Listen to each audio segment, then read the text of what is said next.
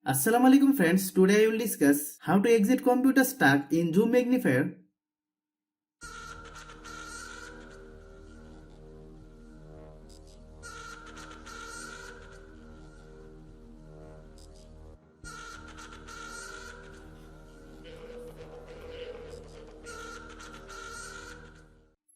On occasion, you may find your laptop stuck in Zoom mode where all icon and window on the screen appear very large.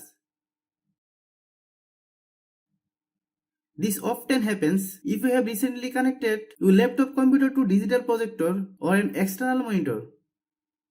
How to fix a laptop that is stuck in Zoom? Press the Windows key plus minus on the keyboard turn of the magnifier.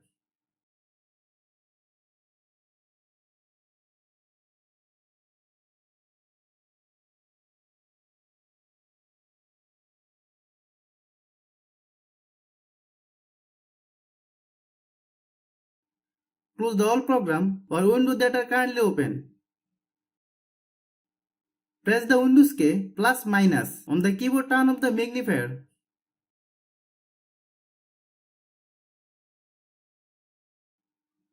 Thanks for watching.